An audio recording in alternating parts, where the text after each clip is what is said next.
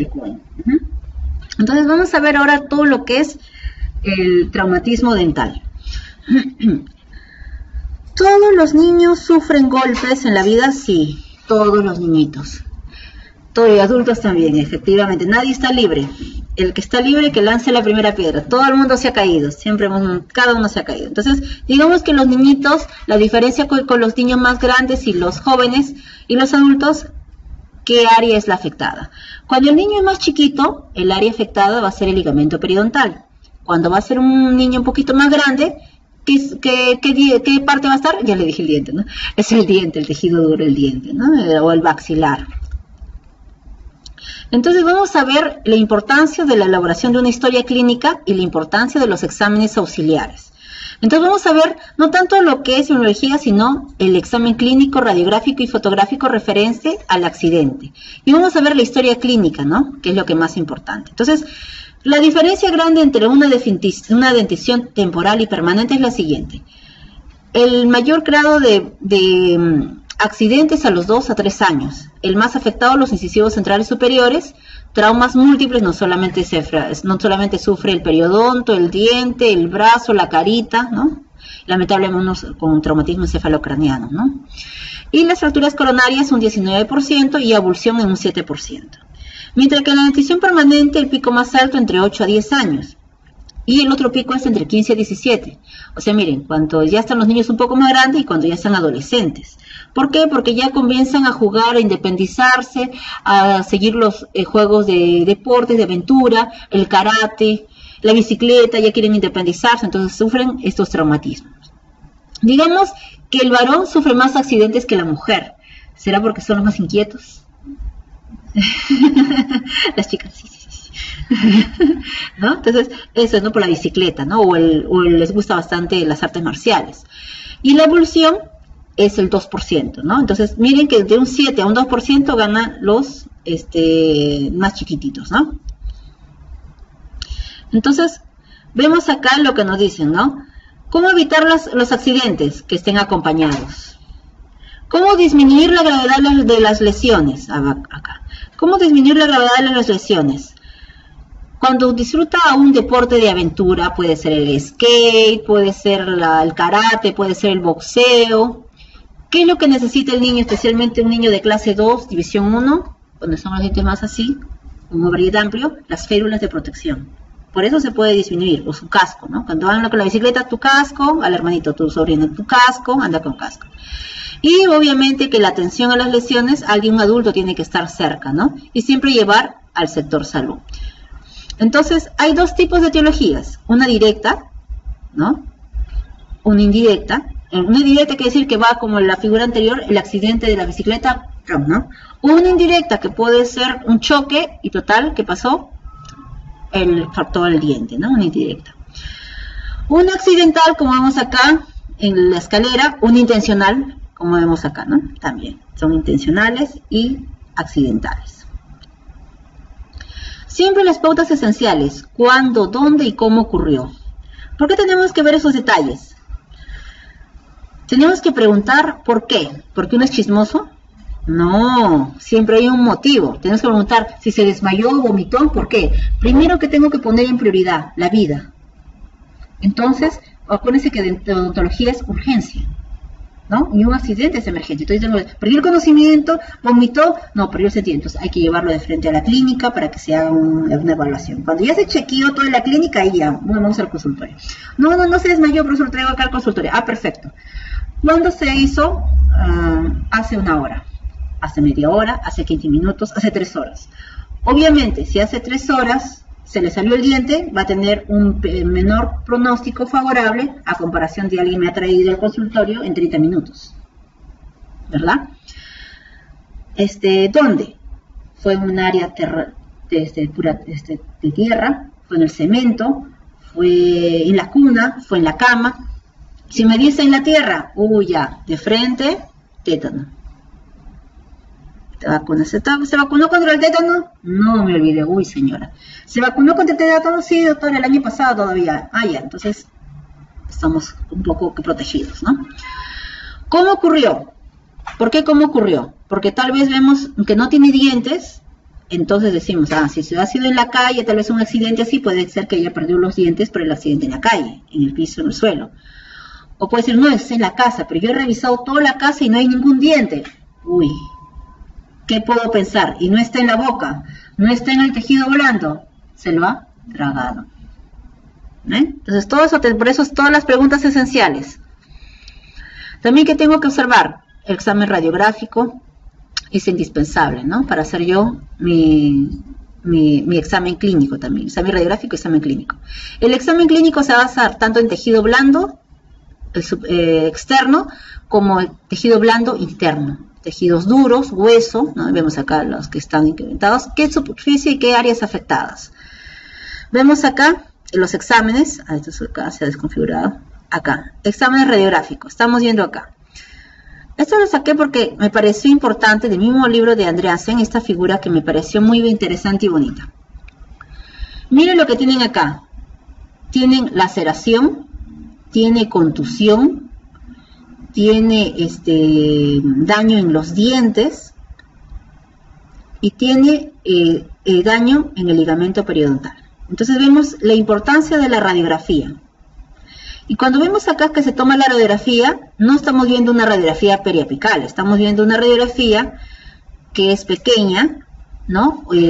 Número 2, y que es en una proyección oclusal, ¿no?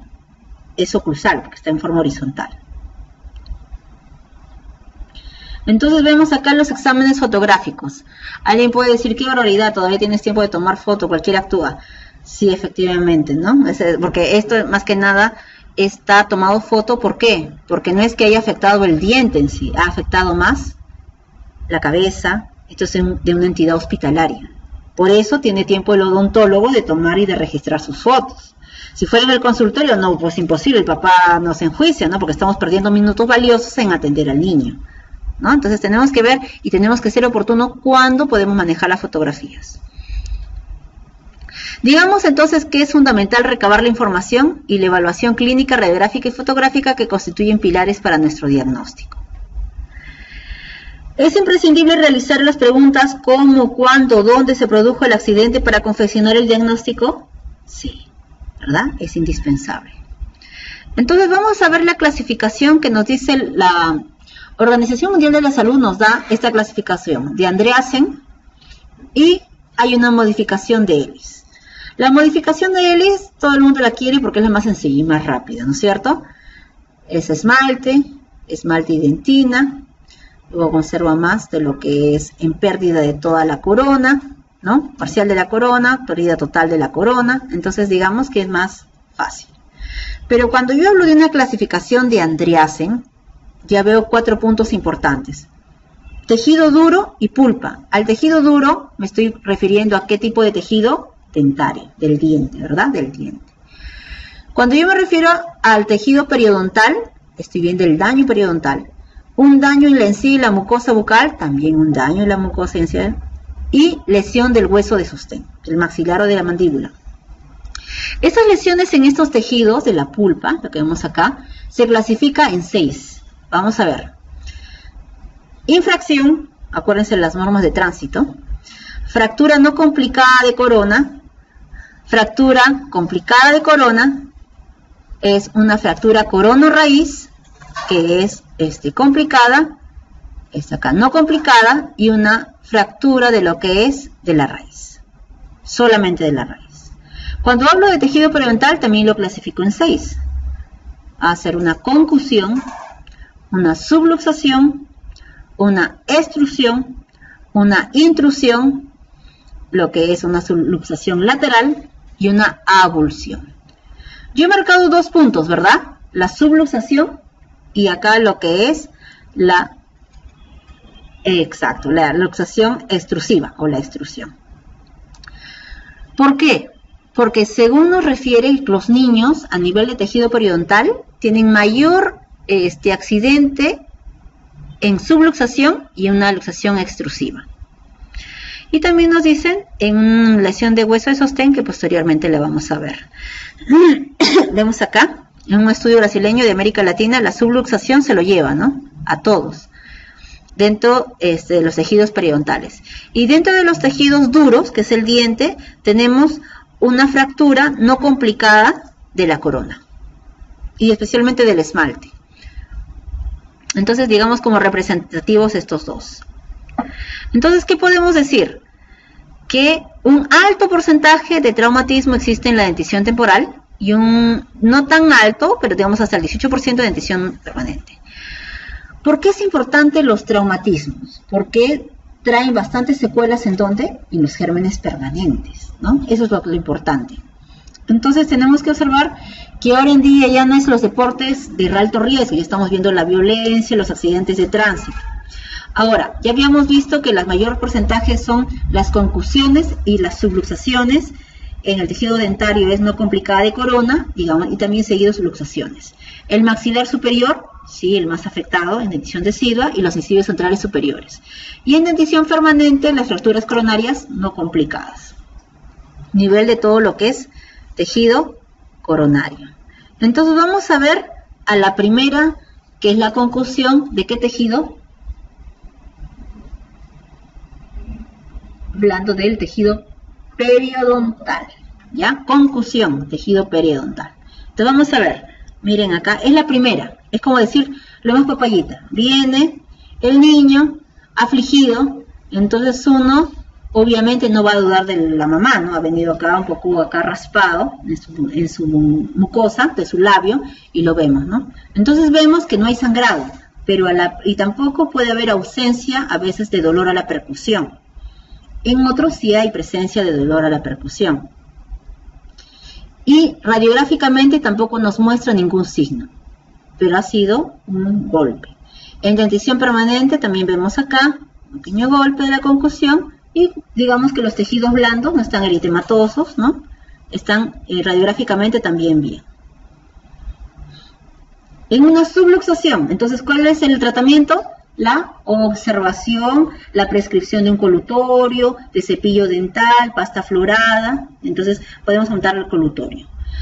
Cuando viene un poquito más, ya con un hilo de sangre alrededor del diente, tenemos acá la subluxación. Entonces vemos acá a nivel oclusal, a nivel vestibular de superficie lisa. Entonces apreciamos, ¿no? Vemos y observamos un pequeño daño. Vemos el sangrado a nivel de lo que es ligamento periodontal. Entonces, ¿habrá un evidente dolor a la percusión? Efectivamente, hay una leve. Pero no vayamos pues a indagar con el mango del espejo, sino con el dedo, ¿no? Hay que ser en los niñitos más exhaustivos. Entonces vemos acá, si bien es cierto radiográficamente puede o no observarse con un ligero ensanchamiento, eso es importante. En un diente permanente, igual, las mismas características, observamos, vemos. Entonces ahí en estos niños lo que hacemos como tratamiento sería, en dentición temporal, si observamos acá, tenemos que ver principalmente, si vemos que el diente está ensangrentado y que a nuestro parecer está ligera modificación de la encía, podemos hacer un entablillado, no, una verdadera ferulización, ¿verdad? Una verdadera ferulización, pero en diente permanente. Porque en dientes temporales, no. Hay que hacer la observación porque no necesita tratamiento. Recuerden que el afectado es el ligamento periodontal. Entonces vemos acá, dientes temporales no necesita tratamiento, pero sí una buena higiene oral como las anteriores. Una buena higiene oral. Aplicar la clorhexidina en la zona afectada 2 veces al día durante una semana. La clorhexidina puede ser en gel, el Periodit en gel, ¿no? Podemos aplicar como pasta dental 1 vez al día o 2 veces al día aplicadas, ya no use la otra. Y lo que es informar a los padres de las complicaciones. ¿Qué complicaciones puede haber?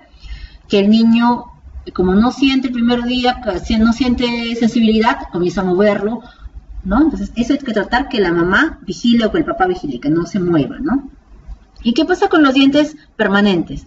Digamos que no necesita tratamiento, pero para que esté el padre más tranquilo podemos ferulizar. Ahora, la ferulización se hace una ferulización flexible. Ahora, la flexibilidad puede ser con ligadura trenzada, no podemos hacer 2 o 3 pasadas de ligadura con resina. Puede ser lo famoso que voy a poner más adelante, que es el famoso Interlink o un Vitox, que es son fibra de vidrio, que es una mallita como una matriz, y se puede adherir. Y con la resina, para no gastar tanta resina, ¿no? La dieta durante una semana, el buen cepillado, también la clorexina 2 veces al día durante un mes, el control radiográfico sí, constante 4 semanas, 6, 8 semanas, hasta llegar a un año, y el seguimiento, ¿no? Y vemos, si esta pieza está cambiando de color, es obvio que tenemos que incidir a un tratamiento endodóntico, ¿verdad? Si está cambiando de color. Por eso siempre es indispensable la observación. Porque para piña justo ese día comió algo muy duro y justo ese diente ya fue. Entonces hay que estar siempre observando, siempre cuidando. Entonces el otro tipo de problema de traumatismo es la intrusión o luxación intrusiva. Entonces esto va a estar en relación con la colisión. ¿Qué es colisión? El choque, ¿no? Entonces, ¿qué se dice? Cuando el diente deciduo choca el germen permanente, ¿qué pasa? Daña acá lo que es el germen, y como daña el germen, entonces va a tener diferentes tipos de abordaje, especialmente en lo que es el tratamiento para la dentición decidua. Digamos que en la dentición decidua lo que tenemos que observar es la reerupción. Como está intruido, la reerupción. A menos que dañe la tabla vestibular, ahí sí hacemos una extracción, como vamos a ver más adelante. Pero si no daña el germen permanente, entonces lo dejamos, como vemos acá en la figurita, no daña, porque acá se está dañando, miren. Este es todo el halo enrojecido, que está el colchoncito de sangre, mientras que acá no hay colchón de sangre. O sea, ha chocado el germen. Si no choca la colisión, no choca con el germen permanente, entonces hay que estar observándolo. Entonces vemos acá igual la misma figura. En dientes temporales, habíamos visto, mayor riesgo al germen permanente. La erupción va a ser espontánea, ¿no es cierto? Si el lápiz está desplazado. Y la intrusión, ¿cómo se va a medir? Se mide este borde vestibular con el contralateral, con el contiguo, para ver qué cantidad de intrusión se ha permanecido, ¿no? Y se hace extracción solo y cuando ha dañado y haya desplazado, observando radiográficamente y clínicamente lo podemos palpar al germen permanente, ¿no? Entonces vamos a ver lo que nos dice la literatura. Nos dice lo siguiente. Cuando el diente permanente tiene ápice abierto, acá podemos apretar, hasta 7 milímetros, una reerupción espontánea. Si vemos que se está dando espontáneamente. Si es un ápice abierto más de 7 milímetros, ¿qué es lo que estamos viendo? Una reposición ortodóntica, o sea, jalamos ortodónticamente. O bien, cirugía.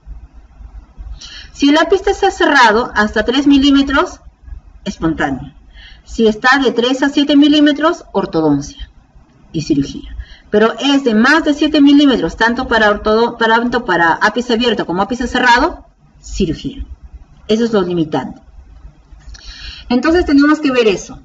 Sea ápice cerrado o abierto, si vemos que hay cambio de coloración, que de todas maneras siempre vamos a llegar a un tratamiento endodóntico. Siempre vamos a llegar a un tratamiento endodóntico.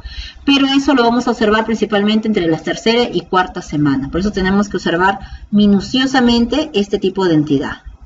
Si vemos acá, en todo lo que es este tipo de tratamiento, entonces observamos acá una luxación extrusiva. Miren acá, ya pasamos de lo intrusivo a lo extrusivo, ¿verdad? Miren, estamos acá, luxación extrusiva, estamos llegando. Y vemos en dentición temporal, ¿no? Miren, la luxación extrusiva, el espacio, ensanchamiento del espacio periodontal hacia atrás. Y sustentante en residuo, miren el permanente, estamos viendo, apreciando la zona de sangrado y observamos ahí, ¿verdad? Entonces estamos viendo acá. Entonces, en dientes temporales siempre va a depender del grado de desplazamiento, de movilidad, de formación radicular. Estas extrusiones tienen que ser menos de 3 milímetros. ¿Por qué menos de 3 milímetros? Porque va a dañar, si no, por consecuencia, el proceso de formación de tanto de lo que es dentición temporal. Entonces, tenemos que ver bien, tenemos que observar de hacer una reposición espontánea. Ahora, si esto no se puede producir, si vemos acá una extrusión muy severa, que es en, más de esta cantidad de milímetros, tenemos que hacer la extracción. ¿Por qué? Porque este diente ya no va a estar irrigado normalmente. Entonces, vamos a tener que extraerlo. Y si es un diente permanente, lo que nos recomienda, miren acá, es limpiar con suero salino. Limpiamos con suero salino, hacemos una ligera reposición con nuestro dedo, axialmente, sin anestesia local, por eso es ligera. Y luego hacemos una estabilización con una férula. Todos los casos anteriores siempre va a ser estabilizar con una férula por 2 semanas. Nada se hace por 1 semana, por 3 días. Todo se hace mínimo 2 semanas, 15 días. En una dentición permanente joven, lo que vamos a hacer que esta revascularización se pueda producir.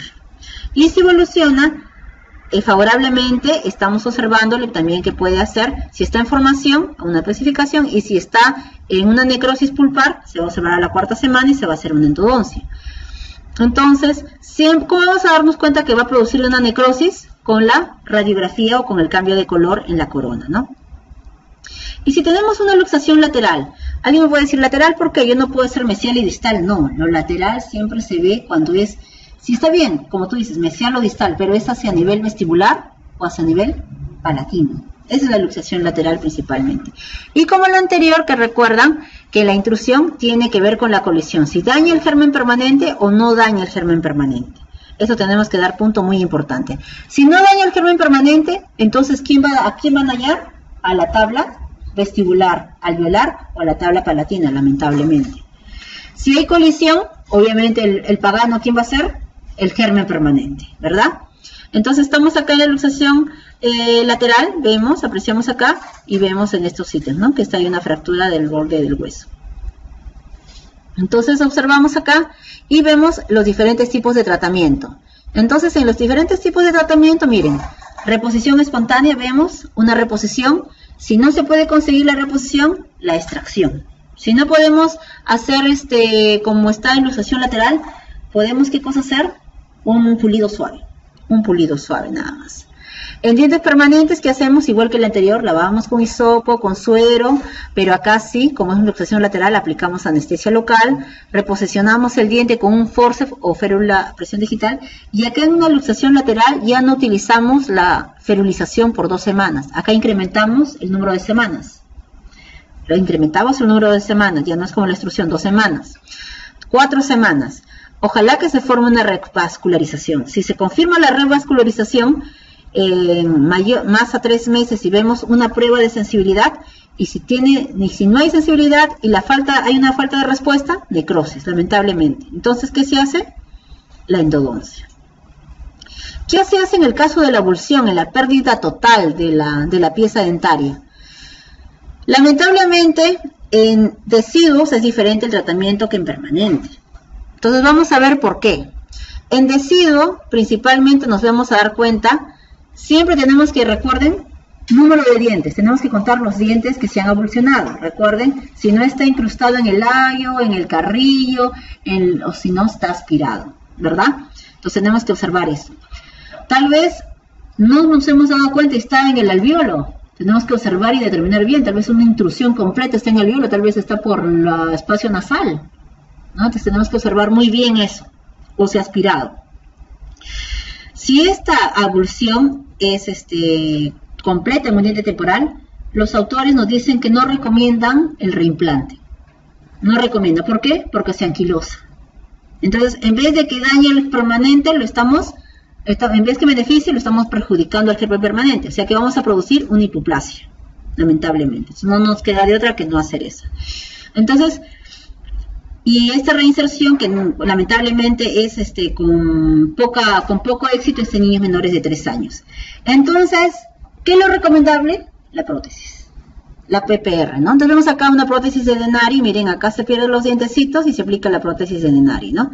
Que son acá con metal, se coloca, se frega con resina y ya acá está listo.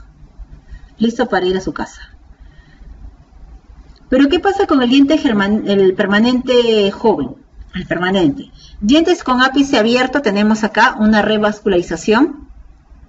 El diente sumergido en una solución, dice acá, que es importante, ¿no? Lo que nos recomiendan en el ápice abierto es una solución de un antibiótico. Esta es doxiciclina en jarabe, que es de 250 miligramos y suero fisiológico. Dicen, 1 miligramo de este antibiótico de la doxiciclina. Esta es de la escuela española, lo que nos recomiendan es, lo sumergimos, 1 miligramo de esto más 20 mililitros de esto. Entonces lo mezclamos y hacemos que esta piecita con el ápice abierto esté almacenada ahí. La idea, ¿cuál es? es que esté con antibiótico para que haga y acredite el cierre apical. Eso es lo que acredite. ¿Y qué hacemos en el alveolo? En el alveolo utilizamos Endogain. Endogain es una sustancia que tiene la melogenina, que es una proteína, tiene toda esta matriz y que lo enriquece para que se pueda favorecer en su crecimiento.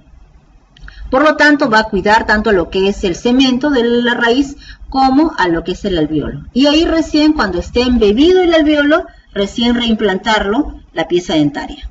Y eso evaluamos de cada 3 a 4 semanas y observamos la vitalidad pulpar. Obviamente que este va a ser con un logro de éxito siempre y cuando esté menos de 1 hora. ¿Ok? Menos de 1 hora va a ser totalmente con éxito. Y obviamente la ferulización flexible, ¿se acuerdan con qué le dije? Con este matriz de fibra de vidrio que es el Interlink. El Interlink. Y el diente con ápice cerrado, si es menor a 60 minutos, ¿no? Vamos a presentar acá un caso clínico. Miren, viene al consultorio con todo esto acá. Son 2 piezas, son 2 incisivos centrales. Y se repone, ¿no? Se coloca con el ápice cerrado y obviamente acá nuevamente interviene el Endogain, que es esta matriz de proteína desde que se puede hacer la reimplantación, ¿no? La conservación, se llena todo el alveolo de eso. Obviamente primero se lava con suero fisiológico, luego de ahí se coloca este Endogain y luego se reimplanta. Luego se feruliza con este Interlink por 7 a 10 días. ¿Por qué hacemos con pocos días? Porque tenemos que observar para, como decir, que pegue. Entonces, que ahora que pegue para que pueda hacer la futura endodoncia. Ahora, hay 2 técnicas para hacer la endodoncia que vamos a hacer posteriormente cuando pasa los 60 minutos. Esta endodoncia se hace cuando el diente está ferulizado. No se puede hacer la endodoncia sin la ferulización del diente, porque lo que estamos haciendo, lo que hemos hecho tanto esfuerzo para que se reimplante, ¿no? Con el Endogain, con el movimiento se cae, ¿no? Entonces tiene que ser con el diente ya ferulizado. Luego este diente se rellena, como habíamos discutido anteriormente, con hidróxido de calcio, acá, sí, con hidróxido de calcio, porque es un permanente joven, por 15 días. Luego evaluamos, observamos para hacer, si no tiene ninguna reabsorción, bacán. Si existe pequeños indicios de reabsorción, hacer de una vez, ¿qué cosa? La endodoncia. La endodoncia, para poder que se quede mantener el diente, ¿no?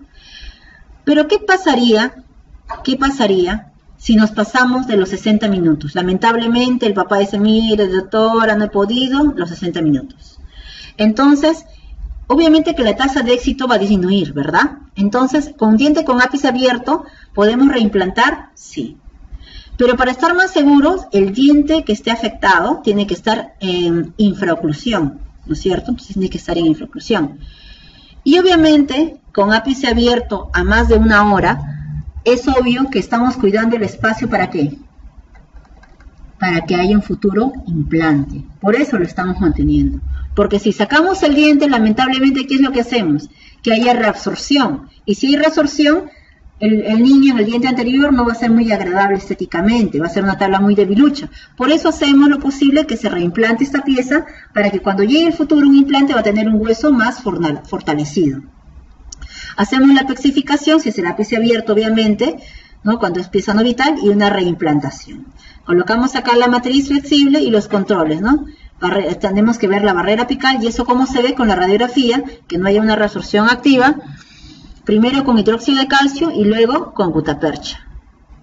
Y si es un ápice cerrado, hacemos otro protocolo. ¿Este protocolo cuál es? La limpieza suave del ligamento periodontal con puros chorro a suero fisiológico o agua destilada.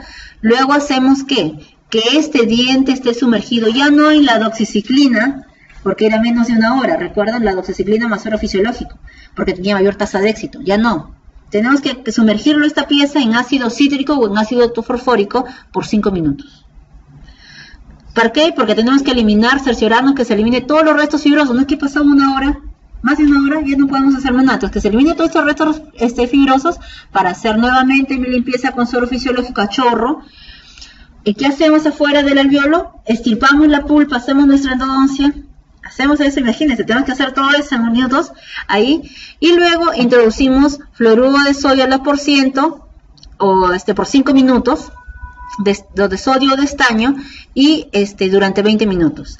Luego terminamos de hacer el tratamiento endodóntico con nuestra gutapercha y ahí estamos yendo, ¿no? Entonces, bañamos la raíz y con el alvéolo, ¿con quién? Con el endogain, y luego reimplantamos. Y luego de reimplantar, ferulizamos.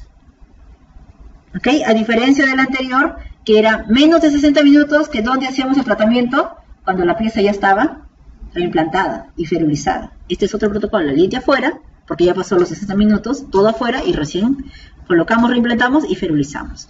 Y luego, obviamente que esta obturación probablemente sea con hidróxido de calcio.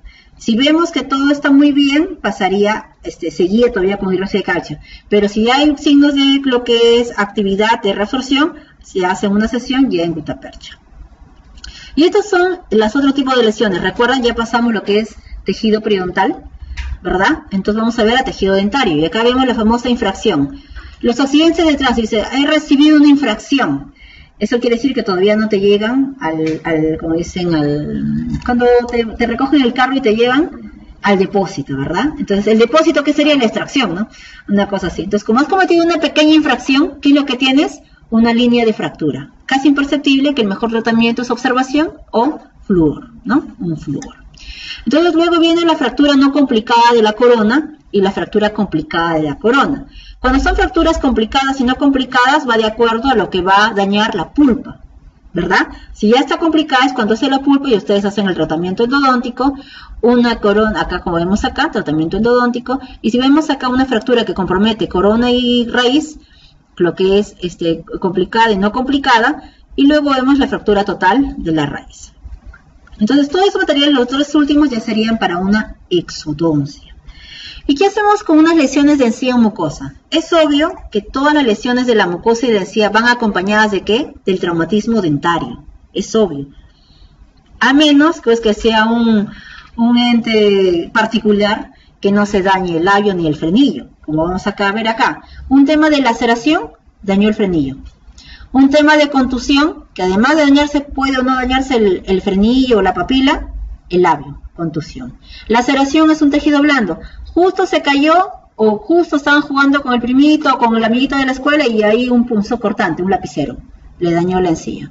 Se cayó justo en el borde de la mesa, contusión, porque es un efecto romo. Romo con punzante, laceración, contusión. Si se raspó, ¿no? Digamos que así, se raspó todo en la tierra, es una abrasión, porque está áspera, ¿no? Está áspera. Digamos que se desgarró esto, miren, acá. Entonces una desgarración que es una laceración. Pero esta laceración tiene con abrasión y contusión. O sea, pueden tener en su labio superior uno y en su labio inferior otro, ¿no? Entonces vemos acá la diferente tipo de que se puede realizar. Ahora vemos acá, en lo que es tejido de hueso y de sostén, una conminución que es lo que es acredita solamente a nivel de hueso. Acá puede sangrar mucho. O sea, el cuadro aparatoso que vemos mucho sangrado y mucha hemorragia no necesariamente es como este cuadro, ¿no? Si yo comparo estos dos, la madre, ¿dónde se alarma más?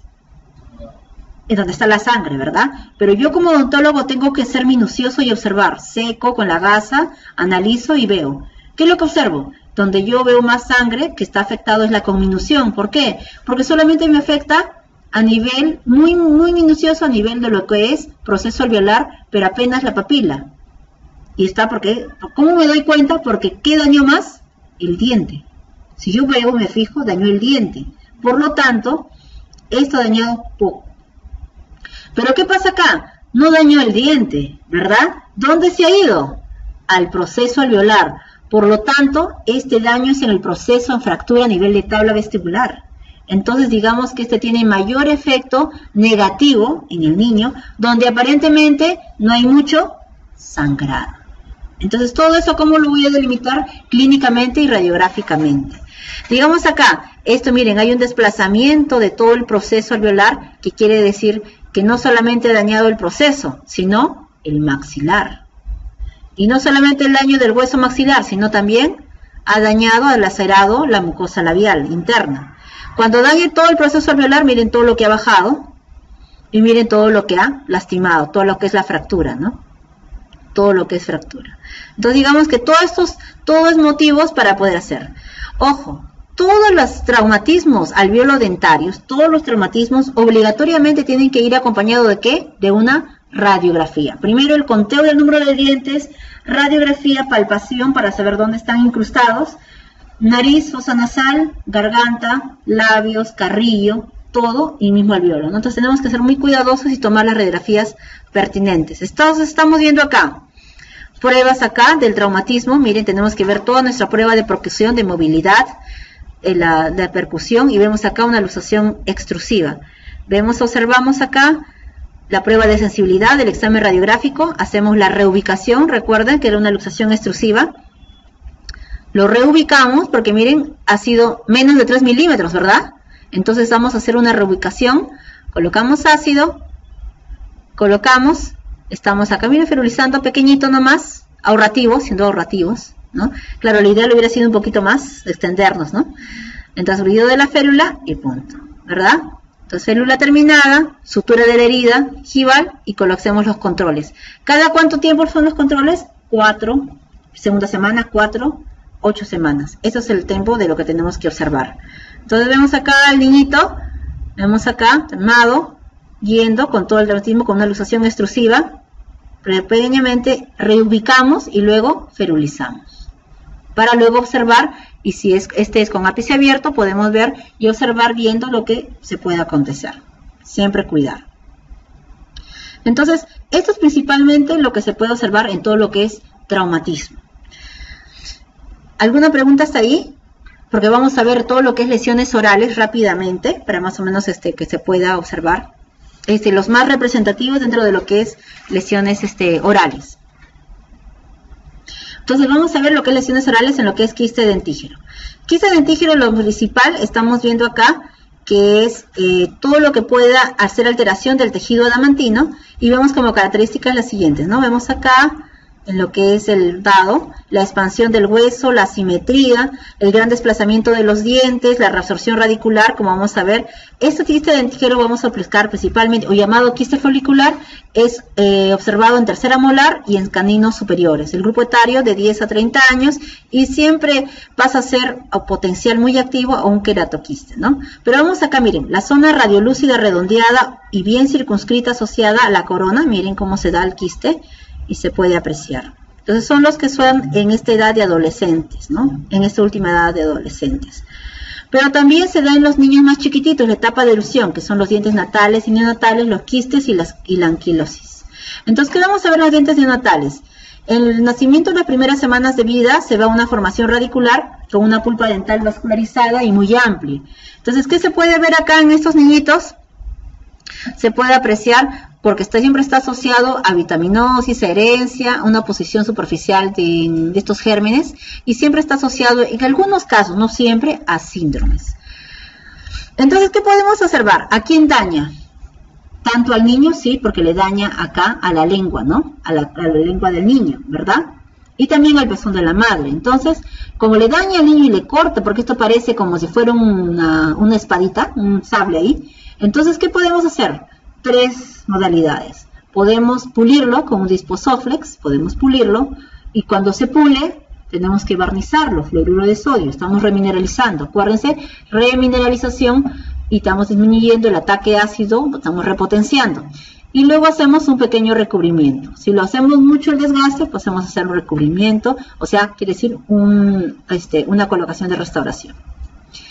Si el diente hemos identificado con radiografía que es un diente que no está apreciado dentro de la secuencia de la fórmula dentaria, eso quiere decir que es un supernumerario y no tiene raíz, entonces aplicamos ¿qué? La exodoncia. Ahora, nos dice que aplicar la exodoncia podemos aplicar un anestésico de benzocaína al 20%, que es el de primera elección. Pero hay un estudio en el 2011 de la FDA, de la Federal Dental American. Entonces, ¿qué nos dicen? Que ha producido en algunos pacientes bebitos metahemoglobinemia. ¿Qué quiere decir? Que hay un problema a nivel sanguíneo. Entonces, ¿qué es lo que ha ocurrido? Que hace que el pH estomacal que se incremente unos microbios, estos microorganismos que se llaman reductores de los nitratos, que es la Escherichia coli y la Salmonella, y hacen que esta hemoglobina fetal esté muy fácilmente oxidativa. Por lo tanto, ¿qué va a producir? Inclusive llega a la asfixia, a la muerte. Entonces, tenemos que tener mucho cuidado en esos 4 tipos de anestésicos, ¿no? Principalmente. Por eso, pero no es que digamos que no vamos a usar, sí vamos a usar, pero no debemos usarlo excesivamente. Siempre preguntar a la madre las condiciones. Y el otro, lo que se tiene que formar, lo que estábamos viendo, eso es en el campo del diente. Vamos a ver la úlcera traumática que nos da, que es el Riga-Fede. Esta úlcera superficial que se da en la parte de lo que es ventral del diente, miren acá, la heridita. Entonces, esto se da por motivos continuos de ¿quién? De los dientes neonatales, que principalmente el área anterior-inferior. Entonces, hace como una especie de cuchillo, ¿no? Corta el pobre porción ventral, miren, del bebé. Corta la parte porción. Entonces va a hacer que el niño no duerma bien, incomodidad, no se nutra bien. Entonces los tratamientos se clasifican en 2. La basa, que es la violeta genciana, la lidocaína, es una combinación de agua sacarinada con agua destilada más sacarina, y todo eso es lo que se le topica. ¿Ok? Otros cuando dicen, no, pero doctora, yo no tengo la chega violeta genciana. Bueno, está bien, ya es una dado, ¿no? Pero siempre es esta combinación. ¿Por qué? Porque la violeta genciana arde. ¿No es cierto? Arde. Inclusive cuando uno va a teñir los dientes de los niños, el niño dice arde. Entonces uno dice, mejor practico yo, y ay, arde. Entonces uno recién dice. Entonces esto en una herida va a arder. Entonces siempre hay que tratar de mezclarlo con lidocaína, que todavía en el mercado. Y el otro que está saliendo en el mercado es el Omsilon. El Omsilon A, que es un oro base que se coloca ahí en el área inflamada, y es lo que se da 3 veces al día, por 4 días, ¿no? Y obviamente que la higiene va a ser rigurosa. Si no tiene dientecitos, eso es obvio, con una gasa. Si es verano, agua fría, helada, y si es invierno, agua tibia, con el uso de peróxido de hidrógeno. Ojo, pero si está inflamada esta herida, es obvio que no voy a hacer con un agua tibia caliente, tiene que ser una agua temperada. Y tenemos que utilizar antimicrobianos, como en este caso la clorhexidina. Otro caso es un hematoma de erupción o famoso quiste de erupción. Más adelante, ya cuando ustedes estén en el posgrado, van a ver que el quiste de erupción es a veces diferente que el hematoma de erupción, pero ya eso ya cuadro histológico, etcétera. Pero lo vamos a denominar como hematoma o quiste de erupción como sinónimos. La lesión tipo de quística se ve que es una prolongación del epitelio reducido del esmalte, se desarrolla siempre en el reborde alveolar. ¿Qué es lo que caracteriza a este hematoma, este quiste de erupción? Lo que hace es que en los dientes deciduos se den molares deciduos en incisivos anteriores y a veces en caninos, y en dentición permanente en la tercera molar. ¿Por qué sale esto?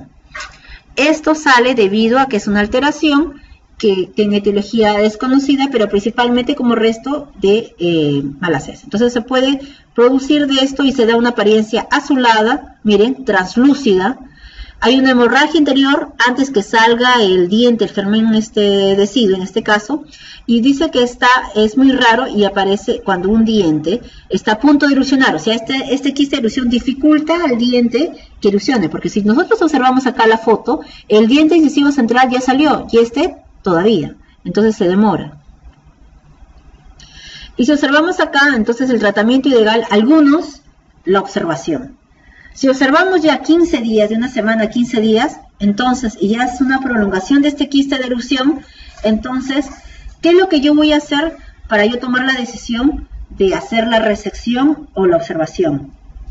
Es la función. Si me altera la función, si yo veo que el niño ya no tiene la misma predisposición de alimentarse, ya no tiene la misma predisposición de succionar, no tiene la predisposición de estar contento, de seguir con su vida normal, entonces ya la altera la función. Y si altera la función, por lo tanto, ya tengo que hacer, no observar, sino que tengo que actuar. ¿Y cuál es la manera de actuar? El procedimiento quirúrgico. Algunos lo llaman resección, otros lo llaman ulectomía. El término de ulectomía es el término adecuado para una nucleación del quiste, en este caso, de este quiste de erupción. Esto quiere decir que se hace un corte en encía, se saca todo el líquido, toda esa parte, y se mantiene. No se cose, sino se queda ahí para que pueda erupcionar el diente. ¿Okay? Entonces, es lo que estamos observando en este punto de estos pacientitos. En otros casos, otros temas también que se puede observar es la alteración de los frenillos. Esta alteración de los frenillos se da a nivel de los bebitos. Frenillo labial. Este frenillo labial en los bebitos es lo que famosos diastemas, ¿no? Obviamente los niños todos tienen diastemas, ¿verdad? Todos tienen diastemas, diastemas primates, diastemas biológicos. Pero en este caso, si observan, este frenillo observa desde acá y se da toda la vuelta hasta la papila. Estos ya son frenillos anómalos. Entonces hay que intervenirlos y hay que cortarlos. Entonces hay que hacer la resección quirúrgica. Obviamente, ¿por qué? Porque ya no se va a esperar, que podemos dar un periodo de observancia de 6 meses para que este frenillo migre, como hay muchos autores diciendo que hay que esperar. Bueno, vamos a que pueda subir para que puedan hacer la extirpación quirúrgica. Si no se puede de frente, ya, entonces, primero de menos a más, observación, damos un chance y luego a la intervención quirúrgica. Si vemos acá los frenillos dobles, también, pero si sufren, ojo, todo esté relacionado con la función. Si altera la función, no se da el corte. Si altera la función, recién se da el corte. Entonces tenemos que ver con la función. Entonces, si es un frenillo labial persistente, porque muchas veces, cuando son más chiquitos, son más bien un auxiliar en el amamantamiento. Entonces, digamos que esos puntos son los más comunes que se puede apreciar en este tipo de pacientes niños y pacientes bebés. Muy bien. ¿Alguna pregunta?